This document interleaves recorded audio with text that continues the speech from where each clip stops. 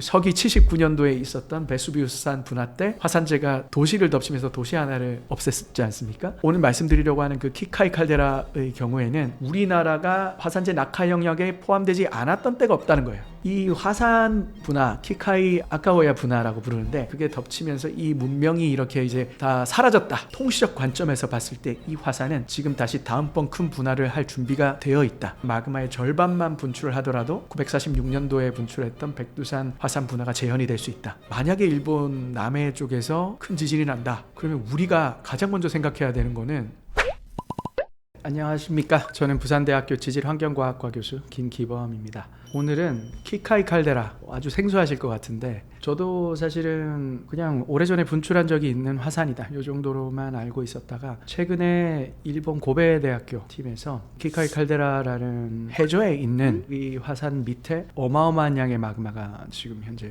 들어있다, 이 내용을 네이처 계열 저널 Communications Earth and Environment라는 저널이 있습니다. 거기에 퍼블리시를 하면서 굉장히 위험할 수 있겠다, 뭐 이런 내용을 알게 돼서 여러분께 오늘 좀 소개를 해드리도록 하겠습니다. 기본적으로 지질재해는 여기에 지진이 날 가능성이 크다, 화산이 폭발할 가능성이 크다, 이 말이 나오면 그 다음번 일어나는 일은 반드시 클 것이다, 이것만 받아들이시면 될 것 같아요. 시간은 100년이 될 수도 있고 지금 당장이 될 수도 있는 겁니다. 아니 100년 후에 일어날 수 있는 일을 왜 벌써부터 고민을 해야 되냐, 이렇게 나오실 수 있는데 너무 커서 그렇습니다. 피해가 일본 정부가 최악의 시나리오로 상정한 것이 난카이국에서 대진이 나면은 29만 명이 사망한다입니다. 29만 명이 얼마나 되는 사람입니까? 우리 소도시 인구 아닙니까? 그죠? 심지어 100년 안에, 100년 지나면 일어난다도 아니에요. 100년 안에 어느 순간인가 일어나도 안 이상하다는 거거든요. 그 정도의 사람이 죽을 수도 있는 그런 일들이 발생한다 그러면 국가의 입장에서는 이 100년 안에 일어날 이런 무지막지한 일에 대해서 대비를 해야 된다는 것이거든요. 그런 차원에서 드리는 말씀입니다. 그래서 저기 부산대학교 교수 하나가 이 화산 위험하다 그랬는데 3년 지났는데 또 거짓말했네, 이렇게 하시면 안 되고, 정말 피할 수 없는 극단적 피해로부터 여러분들을 지키기 위한 그런 거라고 생각을 하시고 응원의 말씀을 해주시면 오히려 저도 이런 것에서 허탈감을 느끼지 않고 더 열심히 할 수 있을 것 같습니다. 지금 중요한 거는 키카이 칼데라 뭔지 모르십니다, 그죠?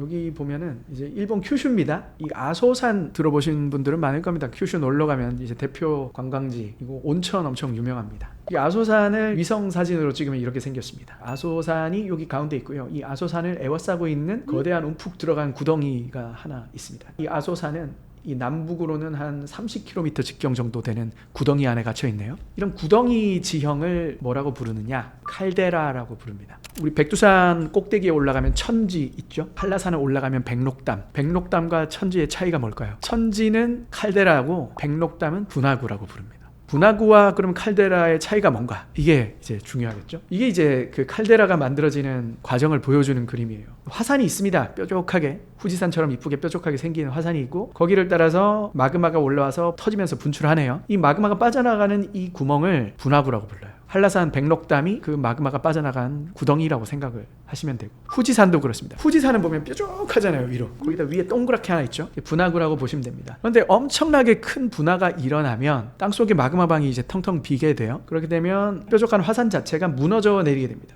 도시 한가운데 싱크홀 만들어지는 것처럼 내려앉은 지형이 만들어지게 되는데, 이런 지형을 이제 칼데라라고 말을 합니다. 그래서 이제 화산에 보면은 꼭대기가 내려앉은 것 같은 이런 지형이 있는 경우 이제 칼데라가 있고, 그 내려앉은 지형 안에서 또 마그마가 조금씩 올라와서 새면서 그 안에 새끼 화산들이 만들어지는데, 이 아소산의 경우가 그 칼데라와 칼데라 안에서 자라나고 있는 그 다음 단계의 새끼 화산의 모습을 잘 보여주고 있는 겁니다. 지금 이 칼데라라는 것은 결국 뭐 한 번 만들어지고 종료되는 것이 아니라, 이게 마치 판 구조론에서 이야기하는 윌슨 사이클이라는 게 있는데, 거기 보면은 판이 찢어졌다가 다시 모이고 찢어졌다가 다시 모이고 이걸 반복하거든요. 그래서 그게 계속 윤회하는 모습을 보입니다. 그것처럼 이 칼데라도 큰 폭발이 있어가지고 한번 내려앉게 되면 거기서 조그만 화산들이 다시 자라고, 그러다가 다시 원래의 모습을 되찾게 되고, 원래 상태로 돌아가게 되면 다시 또 큰 폭발이 일어나서 내려앉고, 반복이 돼 있는 거죠. 그래서 우리가 어떤 화산을 봤을 때 어떤 큰 폭발이 있었다, 그러니까 이 화산 또 크게 폭발할 거야, 단순히 그렇게 말하면 안 된다는 겁니다. 지금 이 화산이 윤회 사이클의 어떤 단계에 와 있는가? 만약에 이 큰 폭발이 일어나고 얼마 안 지났어요. 이 상태면은 다음 큰 폭발이 올 때까지 시계 한 바퀴 돌아야 되는 겁니다. 하지만 멀쩡하게 생겨 보이고 가스도 거의 빠져나오지 않는데, 알고 보면 이 화산을 스터디를 해보니까 과거에 이렇게 한 바퀴 돌아와서 지금 여기 와 있다. 그렇다면 이 화산은 굉장히 위험한 화산이 되겠죠. 그래서 어떤 화산을 봤을 때 우리가 그냥 껍데기에서 가스양만 측정하고 지진만 측정해서 되는 게 아니에요. 이 화산이 과거에 살아서 몇만 년 정도를 돌아서 한번 분화하고 몇천 년을 돌아서 한번 윤회 주기가 돌아오는지를 과거로 아주 멀리까지 가서 이해를 해야지 이 이야기를 할 수 있는 거거든요. 제가 이제 오늘 드리고자 하는 말씀은 일본 고베 대학교의 연구팀들이 키카이 칼데라라고 하는 큐슈 지역에 있는 화산을 대상으로 지금 이 윤회 주기적인 어떤 화산학적인 아주 높은 수준의 연구를 수행을 했고, 이런 통시적 관점에서 봤을 때 이 화산은 지금 다시 다음번 큰 분화를 할 준비가 되어 있다. 이런 결론에 도달하게 된 과정을 제가 말씀을 드리고자 하는 겁니다.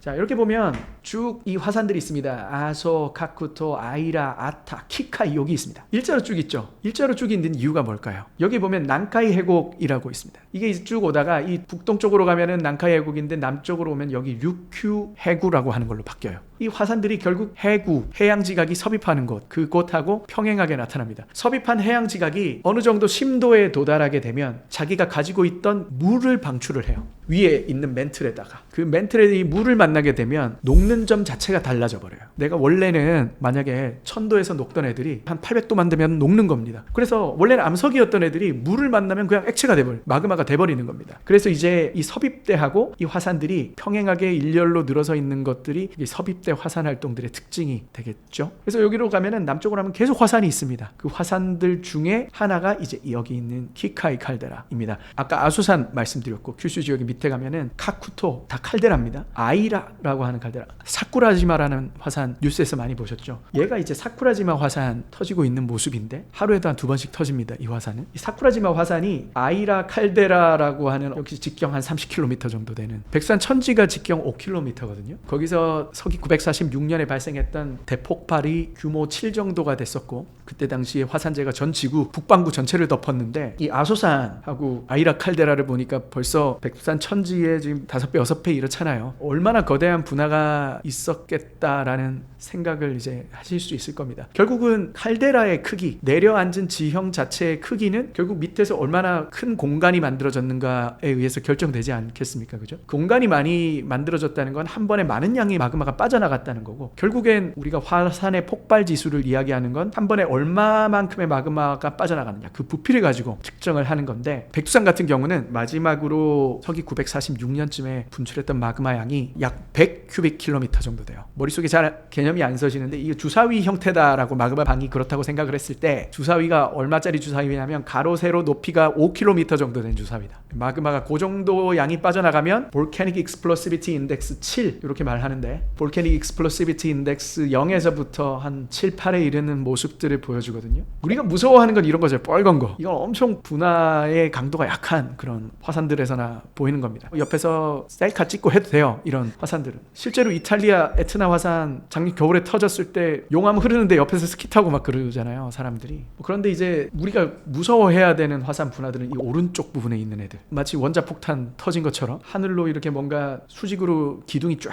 올라가서 버섯, 우산 모양의 구름을 만들면서 쫙 퍼져나가는, 이런 걸 플리니식 분화라고 합니다. 이걸 사실 무서워해야 하거든요. 백두산에 일어났던 규모 7의 분화는 지금 여기에 있는 플리니식 분화의 모습들을 보여주는 건데, 이것은 백두산 분화의 100분의 1밖에 안 되는 거예요. 이 여기 나오는 어떤 모습들의 한 100배 정도 규모로 백두산이 분화했었는데, 오늘 말씀드리려고 하는 그 키카이 칼데라의 경우에는 아래 마그마방에 들어있는 마그마의 절반만 분출을 하더라도 946년도에 분출했던 백두산 화산 분화가 재현이 될 수 있다. 이렇게 말씀을 드릴 수 있거든요. 이미 키카이 칼데라의 분화 규모에 대해서는 그 쌓여있는 화산재들이 있습니다. 여기 보면은 붉으스름한 여기 밝은색 있죠? 이게 화산재층입니다. 여기가 어디냐? 미야자키현 미야코노조 아이하라 1호 유적지. 뭐 이게 화산재 찾으려고 만든 트렌치는 아니고, 우리나라도 보면은 유적 발굴되면은 이제 공사 중단 딱 해가지고 발굴하잖아요. 그런 곳이에요. 토도로키 토기라고, 일본에 이제 과거에 토기 문화 양식이 있는 거예요. 한 7천여 년쯤 전에. 그때 유적을 발굴하다가 보니까 이 이 유적 바로 위에 화산재가 한 40여 센치가 덮고 있는 거죠. 이 화산재 40cm가 만약에 쌓이면은 돌가루입니다. 그냥 뭐 모든 공간을 다 동일하게 40cm를 위에서 다 쌓아버리면 어떻게 되겠습니까? 그냥 다 죽습니다. 거기는 이제 멸절되는 상태죠. 그래서 이제 이 토도로키 토기를 사용하던 문화 자체가 이 화산 분화, 키카이 아카호야 분화라고 부르는데, 이 아카가 뭐냐면 빨간색이고, 그리고 호야 이제 화산재인데, 이 빨간 화산재 분화가 일어났을 때 그게 덮치면서 이 문명이 이렇게 이제 다 사라졌다, 뭐 이런 이야기들이 있었는데, 이거에 대해서 1970년대에 경론이 있었어요. 일본 그 고고학계에서 멸절한 거는 아니다, 뭐 이런 식으로 이야기를 하는데, 사실 저희가 봤을 때 이게 무슨 의미가 있겠냐 싶긴 하거든요. 어떤 문명 하나가 멸망한다 이런 걸 떠나가지고 그래도 화산 주변에 있었던 일정 토기 양식 하나가 사라졌다, 이 정도만 하더라도 예를 들어가지고 베수비우스 화산 옆에 있던 폼페이라는 도시가 그 로마 기록에는 있는데 발견이 되지 않아가지고 상상 속에만 있는 도시였는데, 어느 날 거기 정비 사업을 하다가 발견이 된 거잖아요. 서기 79년도에 있었던 베수비우스산 분화 때 화산재가 도시를 덮치면서 도시 하나를 없앴지 않습니까? 지금 여기를 보더라도 이런 토기 제작 방식을 하던 일족들이 혹은 그 안에 어떤 문화 공동체가 명맥이 끊어졌다는 걸 뜻하니까 얼마나 큰 분화였는지 이제 확인을 할 수가 있습니다. 참고로 하나 더 말씀드리자면, 후지산에서 이재민이 2,700만 명이 발생할 거라고 일본 정부가 공식적으로 발표를 했거든요. 후지산 아래에 있는 마그마의 양이 1큐빅킬로미터, 백두산 천년대분화의 100분의 1밖에 안 되는데 이재민이 2,700만 명 생긴다는 겁니다. 저거의 100배가 분출하면 어떻게 되겠습니까? 그죠? 어마어마한 분화가 될 것인데, 여기 두 편의 논문 표지가 있습니다. 같은 고베대학교 팀 논문입니다. 그 Scientific Report라고, 이 역시 네이처 계열 저널이고 2018년에 퍼블리시 된 거고, 이건 이제 올해 나왔던 Communications of and Environment라고 해서 역시 네이처 계열 저널입니다. 오른쪽 논문이 훨씬 좋은 겁니다. 네. 뭐 저희들끼리 이제 또 이게 점수가 있어가지고. 이제 왼쪽에 보면은 이제 제목이 뭐냐, 7,300년 전에 일어났던 키카이 칼데라 초거대 폭발, 그 이후에 만들어진 거대 용암돔에 대한 논문이고, 두 번째는 Melt Reinjection, 마그마의 재주입이라고 돼 있어요. 7,300년 전에 일어났던 그 대폭발이고, 그 이후에 어마어마한 양의 large 마그마가 새로 주입이 되었다, 화산 아래의 마그마 방으로. 요거에 관련된 이 두 가지 논문인데, 언론에서는 지금 요것만 다뤘는데 이 연구 그룹이 지금 이 자료만 가지고 말을 하는 게 아니라 2018년도에 나왔던 이 논문에서부터 지질학적, 지구 물리학적 여러 가지 테크닉을 써가지고 여러 각도로 이 화산을 들여다보면서 내린 결론이거든요. 이 연구 그룹이 얼마나 오랫동안 다양한 방법론적 데이터를 모아왔는가, 요거를 보고 이렇게 좀 말씀을 좀 드려볼게요. 여기를 보시면은 카쿠토 칼데라, 고바야시, 아이라, 뭐 아타 칼데라, 그리고 여기 이제 키카이 칼데라라고 있는데, 여기는 키카이 칼데라의 빙산의 일각에 불과합니다. 지금 이 안에 있는 거대한 구덩이, 그리고 거대한 구덩이 안에 이 자라나고 있는 뭔가 덩어리가 하나 있죠, 그죠? 얘가 이제 무서운 아이인데, 키카이 칼데라는 여기서 보듯이 육상이 아닙니다. 바다에 있습니다. 그럼 바다에 있는 화산은 화산학자들이 실제 화산에 올라가서 연구를 할 수가 없지 않겠습니까, 그죠? 여기 이제 결국은 공부를 할 수 있는 방법이 우리 석유 탐사할 때 쓰는 방법이 있습니다. 탄성파 탐사법이라고 해가지고 배가 지나가면서 거기서 저주파의 음파를 쏘고, 음파가 땅속을 뚫고 들어갔다가 이제 돌아오면 마치 우리 초음파 검사하듯이 몸속에 내부를 들여다볼 수가 있게 돼요. 우리 초음파 검사는 싱글 채널이에요. 그래가지고 어떤 한 점의 정보밖에 안 보여요. 근데 얘는 엄청나게 긴 멀티 채널을 쓰기 때문에 이 지역을 지금 현재 모습대로 3차원 형태로 거의 만들어낼 수가 있거든요. 18년도 논문이고요. 키카이 칼데라의 해저 지형의 모습이에요. 바깥쪽에 있는 이 선이 이제 칼데라의 가장자리가 될 겁니다. 10km 스케일 바니까 한 20km 직경 정도가 되네요. 백두산 천지의 4배 정도 되는 칼데라 직경을 가지고 있고, 이게 7,300년 전에 분화 때 만들어진 칼데라니까 아마도 백두산에 비해서 거의 한 4배 정도 규모의 분화가 있었다. 백두산 분화가 7이니까 7점 얼마 정도의 분화가 키카이 칼데라에서 아마도 있었을 걸로 예상이 됩니다. 여기에 보면 중간에 뭔가 불룩해 보이는 뭔가가 있는 걸 보실 수가 있는데, 얘를 조사를 이제 이 고베대학교 팀이 2010년대 중반 그때 이제 실시를 해요. 그래서 나온 자료입니다. 여기 까만색 점으로 해놓은 거, 여기가 이제 칼데라의 가장자리가 되겠습니다. 그 안에 보면은 그린색으로 색칠을 해놓은 건데 센트럴 라바 돔이라고 되어 있습니다. 원래는 이렇게 움푹 들어가 있어야 하거든요. 근데 이 안에 완전히 뭐가 하나 다시 채웠죠, 그죠? 이 채운 이 돔의 크기가 부피로 따졌을 때 한 32큐빅킬로미터 정도 된다는 있다는 거예요. 거의 다 이제 회복을 한 상황이라는 겁니다. 제가 아까 말씀드렸죠. 칼데라 윤회 주기. 요 단계에 이제 돌아와 있다는 겁니다. 그 다음 단계로 넘어갈 준비가 되었다는 건데, 이 사람들이 이제 물리 탐사를 해가지고 보니까 그렇지, 사이즈가 요만한 건 알겠어. 근데 그 물질이 뭐지? 그래서 드래칭이라고 말하는데, 배를 가지고 밑에다가 아주 거대한 강철로 되어 있는 끌개 같은 걸 달아가지고 돌을 막 끓으면서 지나가는 거예요. 배가 휘청휘청해요. 그래서 이 중앙에 자라나 있는 용암돔, 이 암석을 실제로 채취를 해가지고 분석을 해보니까 7,300년 전에 분출한 물질하고는 종류가 다른 물질인 거예요. 우리 보통 이 칼데라의 윤회 주기에서 분출이 크게 일어나고 나면 여전히 마그마가 남아있어요. 그럼 그 다음에 이제 찔끔찔끔 새는 애들은 큰 분출에서 쓰다 남은 물질들이거든요. 그래서 종류가 같아요. 그 다음에 나오는 거. 실제로 보니까 이오지마, 여기 타케시마 이런 애들은 7,300년 전에 분출했던 거하고 종류가 같은 물질들인 거예요. 더 오래된 물질들이고, 그래서 남아있던 물질들은 지금 이렇게 찔끔찔끔 분출했는데 가운데 자라있는 용암돔은 전혀 새로운 물질이다. 이 말이 뭐냐면, 기존의 마그마방에 있던 물질들은 다 소진되고 밑에 아예 더 깊은 곳에서부터 새로운 물질이 들어와가지고 마그마방을 아예 재충전한 거예요. 그러니까 기존에 한번 분출한 물질은 가스도 다 새어 나가버리고 해가지고 분화 동력이 매우 떨어져 있는 상태인데, 지금 여기에 새로운 물질이 있다는 거는 가스도 굉장히 충만할 테고, 그러면 그 가스로 인해서 대폭발로 이어질 가능성이 굉장히 높거든요. 화산이 폭발하는 이유가 뭐라고 생각하세요?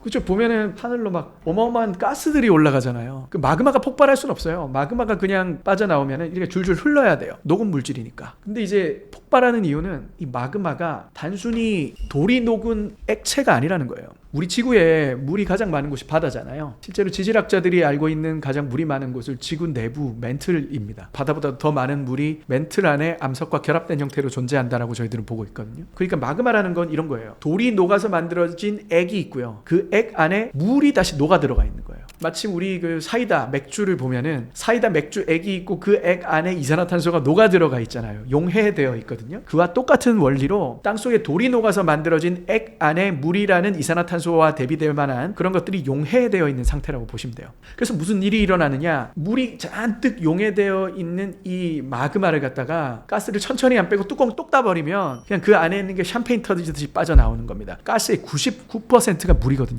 그래서 그 물이 마그마를 폭발시키는데, 새로운 마그마가 밑에서 올라왔다는 건 뭡니까? 밑에서 멘틀이 다시 녹으면서 그 물을 그대로 가지고 새지 않게 새로 가지고 여기 딱 올라와 있다. 이렇게 이제 해석을 하면 될 겁니다. 그렇다면 이건 알았어요. 겉에 드러나 있는 용암돔 자체가 사이즈도 크고 기존에 만들어졌던 칼데라의 지형을 거의 다 복원을 했고, 그래서 이게 다음 분화가 일어날 주기까지 온 것까지는 알겠어. 그리고 이게 물질을 분석해 보니까 7,300년 전에 분출했던 물질하고는 다른 물질이라는 거를 봐서는 마그마 자체도 새로 프레쉬하고, 그래서 이제 뚜껑을 따면 안에 녹아 있는 아이들이 굉장히 많겠다. 그래서 폭발할 수 있겠다. 이건 알겠어. 근데 중요한 거는 이거잖아요. 돔 밑에 얼마만큼의 마그마가 들어있냐, 그릇 크기가 얼마나인가. 300cc짜리 캔에 들은 사이다인가 아니면은 1.5리터짜리 페트병 안에 들어있는 사이다인가 다른 거니까, 이제 그걸 알아보기 위해서 수행했던 것이 제가 아까 보였던 두 개의 논문 중에 두 번째 논문이고, 그게 올해에 발간이 됐던 겁니다. 이렇게 화산을 가로질러 가지고 해저에다가 지진계를 설치를 해요. 그 육상에도 지진계들이 많이 있잖아요. 우리 지진 나면 알려주는데, 일본은 지진 연구의 초강국이기 때문에 육상뿐만 아니라 어떤 해저 지진계를 이용한 연구에도 굉장히 탁월한 성과를 보이거든요. 이 주황색 점들이 다 하나하나가 지진계예요. 그럼 얘들이 뭘 할 수 있냐? 땅속에서 지진파들이 이렇게 계속 수신이 될 거 아니에요. 이걸 공간적으로 수신을 하면 단단한 곳은 지진파 속도가 빠르고, 마그마가 일부 녹아 있어가지고 액체로 되어 있는 곳은 지진파가 오는 속도가 느려지거든요. 그 속도차가 존재를 하기 때문에 어떤 영역이 녹은 액체가 존재하는가, 이걸 알 수 있어요. 그 이 지진계를 설치한 영역 안에. 그렇게 해서 보니까 이렇게 보이는 거예요. 이 지진계를 설치한 곳의 단면입니다. 그러니까 요 빨간 색깔 찍힌 영역에 녹은 액체들이 들어있는 영역인 거죠. 15km 정도 영역 자체 수평으로, 그리고 수직으로는 5km 이상이 되겠습니다. 그죠? 여기서 이제 뭘 알 수 있냐면 melt fraction이라고 그래가지고 이 정도 볼륨 안에 얼마만큼의 돌이 녹아 있는가, 액체 대 돌의 비율이 얼마인가, 요걸 볼 수 있는데, 요걸 보니까 이제 한 뭐 맥시멈 8%까지도 간다. 이 공간 안에 들어있는 마그마의 양을 계산해 보니까 액체의 양이 220 큐빅킬로미터가 나온 거죠. 보통 220 큐빅킬로미터라는 양의 마그마가 만약에 있다고 하더라도 화산이 분출하면 그게 다 나오지는 않을 겁니다. 분출하다가 내부의 압력이 이제 해소가 되면, 우리 샴페인도 흔들어서 팡 터트려도 쫙 나오다가 밑에 남잖아요. 그 정도는 이제 마그마방에 남아 있을 거라고 예상이 되죠. 그죠? 그래서 벌써 220 큐빅킬로미터의 마그마가 다 나오진 않겠지만 그중 절반만 분출을 한다고 하더라도 벌써 100 큐빅킬로미터의 마그마가 분출을 하잖아요. 100 큐빅킬로미터면 이제 벌써 백두산 혹은 백두산보다 이상의 분출이 되기 때문에 그런 이야기들을 하는 겁니다. 그리고 여기서 이제 돔을 형성하고 있는 마그마의 종류가 유문암이라고 하는 마그마예요. 그 유문암이 뭐냐면 화산이 분출을 하는 강도가 모든 마그마에서 다 동일한 것이 아니고 우리 그 하와이라든지 아이슬란드를 보면은 용암이 분출해가지고 줄줄줄줄 흐르잖아요. 시냇물처럼. 그런 거 보면은 용암의 점성이 그렇게 높지가 않아 보이죠, 그죠? 그런 마그마를 가지고 있는 경우 우리가 이제 현무암질 마그마라고 부르는데 제주도에 현무암 있잖아요. 그 새까만 색을 띠는 그런 것들은 안에 철분이 많고 철분이 많은 것들은 점성이 낮습니다. 그런 것들은 안에 어떻겠어요? 가스가 잘 보관되어 있기 어렵겠죠. 보글보글 다 쉽게 새버리는데 유문암질 마그마라는 건 점성이 치약을 넘어서 바세린을 넘어서 립스틱에 가까운 비누에 가까운 정도의 점성? 치약이 액체인가요? 고체인가요? 치약 발라서 칫솔 뒤집어도 안 떨어지잖아요. 액체예요? 고체예요? 바세린이 액체인가요? 고체인가요? 립스틱 바르면 발라지잖아요. 입술이 갈려나가지 않잖아요. 액체란 말이에요. 액체. 점성이 올라가게 되면 우리가 액체 고체를 말하기가 어려워지거든요. 거의 그 정도 혹은 그 이상의 점성을 가지는 액체로 되어 있는 것이 바로 유문암이에요. 그러다 보니까 우리 립스틱 안에서 물방울이 뽀글뽀글 빠져나가는 게 상상이 되나요? 바세린 안에 갇혀있는 공기방울이 빠져나가는 게 상상이 되나요? 안 빠져나가는 겁니다. 그 안에 계속 가둬져 있는 거예요. 그러니까 굉장히 가스 충만한 새로운 마그마가 올라와서 칼데라의 망가진 지형을 복원하고 커다란 돔을 하나 만들었는데 심지어 이게 점성이 매우 높아서 안에 들어있는 가스가 빠져나갈 수도 없을 정도로 점성이 높고 그리고 그 안에 있는 만들어진 돔은 세 발의 피일 뿐이고 그 안에 들어있는 뿌리를 보니까 뿌리가 220 표면에 드러난 거에 한 7배 정도 되는 거예요. 그런 상황으로 이렇게 이 지금 키카이 칼데라를 볼 수 있다 보니까 만약에 여기서 분출이 일어난다 그러면 후지산의 분화는 비교도 안 되게. 그리고 여기는 이제 키카이가 지금 일본 열도의 제일 서쪽에 있잖아요. 이 화산재는 이 중위도 지역에서 북반구에서 터지게 되면은 하늘로 아까 보니까 이제 버섯구름처럼 쭉 올라가잖아요. 그게 이제 성층권까지 도달하게 되면 거기서 제트 기류를 만나요. 제트 기류는 계절풍이 없습니다. 여름에는 태평양에서부터 바람이 불고 겨울에는 시베리아부터 대륙권 영역의 바람은 왔다 갔다 하는데 계절에 따라서 거기는 항상 서풍이 불어요. 그러다 보니까 서쪽 끝에서 꽝 터지게 되면 화산재가 일본 전체를 다 훑고 덮쳐버리겠죠, 그죠? 고스란히. 후지산 같은 경우는 도쿄 옆에 있기 때문에 인구가 가장 밀집된 지역에서 옆에 있다 보니까 2,700만 명을 하는 건데 이거는 kyushu부터 이 시코쿠, 오사카 뭐 이렇게 다 훑고 지나와가지고 지금 도쿄까지도 다 덮치는 화산재 양은 거의 100배에 달할 것 같은 그 후지산에 비해서 그런 이제 재해 인자가 될 수 있기 때문에 이렇게 보고 있는 겁니다. 7,300년 전에 이제 키카이 아카오야 분화 때는 마그마 분출량을 약 160 큐빅킬로미터, 그러니까 백두산의 1.6배입니다. 그죠? 그리고 나서 이제 이후에 자라난 돔이 220. 그래서 이 중에 절반만 분출하면 946년 천년대문화 재형 가능하다. 요 내용인데 우리가 이제 왜 이것을 눈여겨봐야 되느냐. 옆나라 일본에서 큰 일이 날 거다. 이런 게 아니고요. 중요한 거는 이 큐슈 지역에서 분출했던 화산재들이 확산한 영역입니다.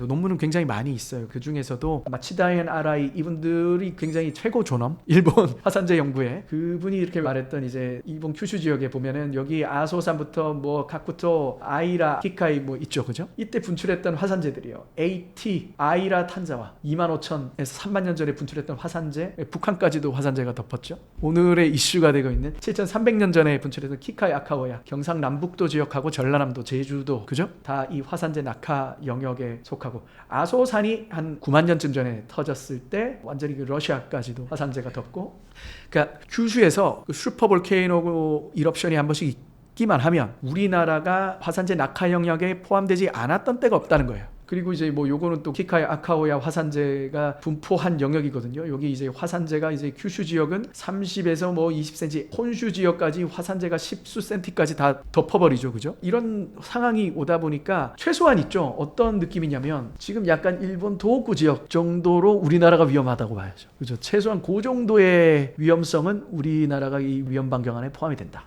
물론 여기도 편서풍 지대이기 때문에 화산재가 주로 서쪽으로 가기 때문에 일본이 피해가 크겠지만 과거의 사례들로 봤을 때는 우리나라가 이제 이 영역에 포함된다는 거예요. 울산에 가면 정자라는 곳에 해변이 있습니다. 거기 가면은 옛날에 쌓여있던 토양층들이 있는데 거기에 보면은 AT 아이라 탄자와 아타 테프라 이런 것들이 이제 실제로 쌓여 있어요. 이걸 이제 volcanic glass shard라고 말합니다. glass shard, 유리로 되어 있습니다. 흑요석 아시죠? 유문함이 굳으면 흑요석이 되는 거예요. 그것들이 미세한 가루 파편이 돼가지고 깨져 있는 상태가 이 화산재라고 보시면 돼요. 현미경으로 관찰을 해보면 뾰족뾰족하게 생겼어요. 모든 방향으로. 이런 것들이 이제 흡입이 되면 폐에 그냥 박히는 거죠. 유리도 잘 완만한 유리가루가 아니고 모든 방향으로 뾰족뾰족한 이런 유리가루를 마시는 코가 될 거고, 또 최근에 이제 나온 논문이 합천에 보면은 이제 초계분지라는 분지가 있습니다. 여기가 뭐냐면 고생대 만들어진 운석구덩이거든요. 움푹 파여 있는 지형이다 보니까 외부에서 뭐가 날아와 가지고 쌓이면 거기에 이제 갇히는 거죠. 여기를 조사를 했더니 역시나 화산재가 발견이 됐고, 이 화산재는 여기에 있는 고바야시 칼데라라는 곳에서 날아온 거다.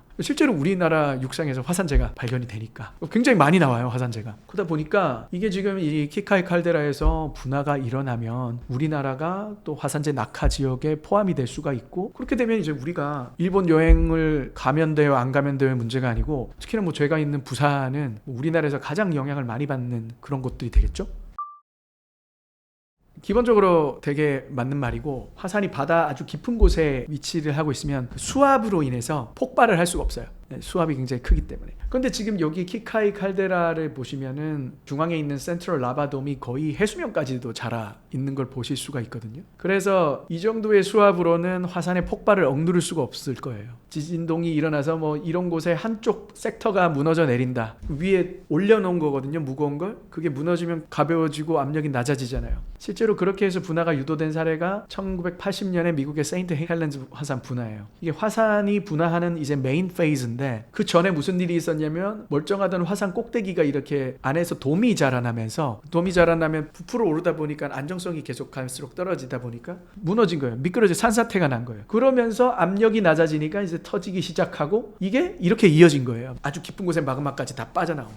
사실 뭐 그래가지고 지금 이 키카이 칼데라 같은 경우는 중앙에 돔이 있잖아요. 이 돔이 지금 1단계까지 온 거고, 얘가 이제 주변의 충격에 의해서 무너진다든지 하면은 그 안에 있는 것들이 언제든 쏟아져 나올 준비가 되어 있을 수 있다, 그렇게 볼 수 있죠. 중요한 거는 지금 우리 최근에 이슈됐던 게 난카이 해곡 대지진이잖아요. 난카이 해곡 지진이 발생하는 이유는 일본의 서남 혼슈와 큐슈, 시코쿠 남쪽에 있는 바다를 이제 필리핀 해라고 부르고, 거기에 있는 지각을 필리핀 해판이라고 부르는데, 필리핀 해판이 계속 일정한 속도로 일본 아래로 계속 섭입을 하고 있어요. 그렇기 때문에 마지막으로 난카이 해곡에서 지진이 났던 시점이 1946년이에요. 1946년 이후에 계속 섭입을 하면서 누적된 양이 있을 거 아니에요. 수미터가 있을 거란 말이에요. 그게 하루아침에 미끄러지는 이벤트가 반드시 일어난단 말이죠. 여기서는 계속 그렇게 해왔고, 그 주기가 100에서 200년 정도 되는 거고, 지금 이제 그 주기에 도달한 거거든요. 그래서 일본 정부가 공식적으로 이야기를 하는 것이 향후 30년 이내에 난카이 해곡에서 초거대 지진이 발생할 수 있는 확률이 80에서 90% 정도 된다, 이 말을 하는 거예요.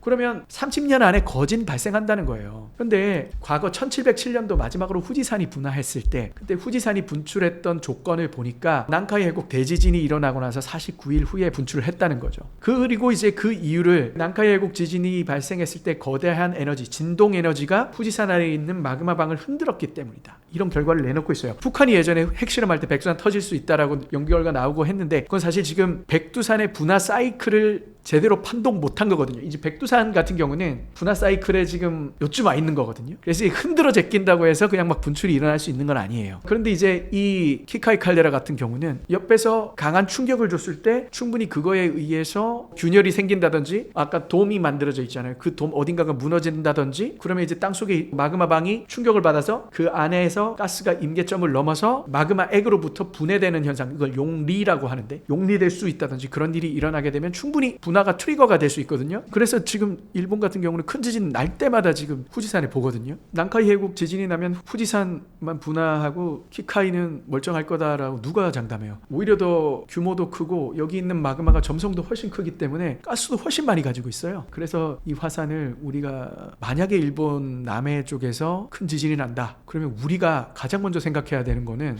난카이 해곡에서 9에 가까운 지진 나면 제 고향 부산 같은 경우는 큰 진동을 느낄 수는 있어요. 근데 이제 그것보다도 쓰나미가 일본에 가로막혀서 우리나라까지 올 수는 없을 거고, 그 이후에 아주 긴 주기로 우리나라에서 지진이 활발해진다든지 그런 일은 있을 수 있겠지만, 당장 걱정해야 되는 거는 여기 키카이 칼데라라든지 규슈 지역에 있는 칼데라들 중에 하나가 큰 분할을 하게 되면 우리나라에 직접적으로 화산재가 올 수 있으니까 그런 시나리오 정도는 우리가 가지고 있을 필요가 있죠. 일본 기상청의 목소리에만 귀를 기울여서면 되는 것은 아니고 우리나라 자체의 어떤 이런 거에 대한 대책들을 수립을 해야 된다. 전 이렇게 이제 말씀을 드리는 겁니다. 일단 화산재가 떨어지게 되면 이 화산재라는 게 굉장히 좋은 전도체이기 때문에 합선을 유발해요. 사실 우리 행정안전부에서도 그런 것들에 대비를 하고 있어요. 그리고 거기서 이제 대비를 해야 하는 기준을 한 2mm 정도가 쌓이면 고압 전선에, 그러면은 이제 전력망이 문제가 생긴다. 발전소, 뭐 변전소, KTX, 고속철도망 이런 것들 다 전기로 다니는데 이런 것들이 이제 다 합선에 의해서 스탑될 수 있다. 센티미터 단위로 쌓인다. 그러면 이제 식생들 그리고 작물들 일단 죽겠죠.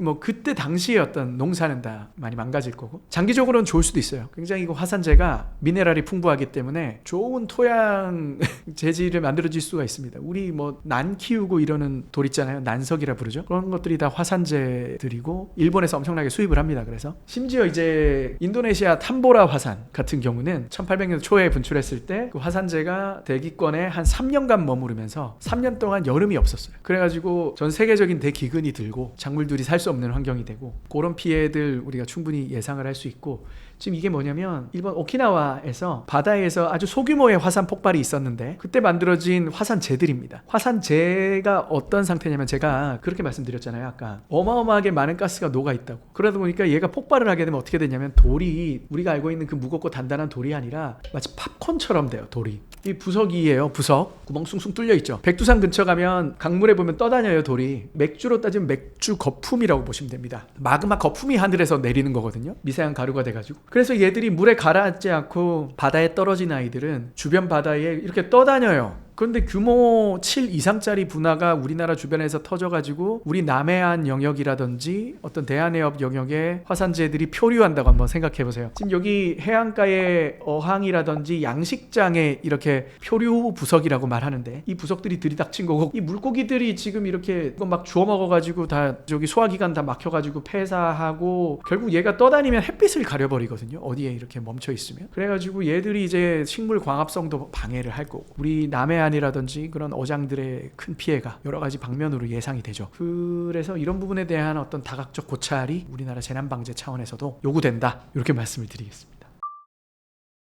일단 시나리오가 있어야 돼요. 일본 같은 경우에 내각부라는 곳에 홈페이지를 들어가면은 난카이 해곡에서 지진이 났을 때 사망자가 29만 명 나온다. 얼마 전에 또 올라왔어요. 홋카이도 앞바다에서 지진이 났을 때 사망자가 뭐 얼마가 나온다. 그때 가정하는 수치가 어떤 경우냐면요. 어떻게 보시겠어요? 한 29만 명 사망한다. 사망 시나리오를 예측해야 되는 관점이시라면 여러 학계 주요 인사들의 이야기를 잘 들어가지고 그거에 어떤 평균치를 낼까요? 아니면 국민들이 과도한 불안감을 느낄 수 있기 때문에 최소한으로 말할까요? 뭐 어떻게 할까요? 일본 정부 같은 경우는 상상할 수 있는 최악의 시나리오, 예를 들어가지고 쓰나미 29만 명 중에 21만 명이 쓰나미로 사망한다는 시나리오인데, 그 시나리오가 뭐냐면 지금까지 난카이 해곡에서 일어났던 쓰나미 중에 가장 내륙 쪽으로 많이 밀고 들어왔던 쓰나미가 또 발생한다면 이라고 해요. 그 가능성이 얼마나 되겠어요? 9짜리 지진이 나더라도 쓰나미 규모가 그럴 가능성은 매우 낮잖아요. 에이, 그거는 가능성이 낮지, 그걸 가지고 대책을 세울 수는 없지, 그렇게 생각하실 수도 있지 않아요? 근데 일본은 그렇게 한다고요. 게다가 어떤 상황을 또 추가로 가정하냐면, 쓰나미 경보가 발령이 돼요. 쓰나미가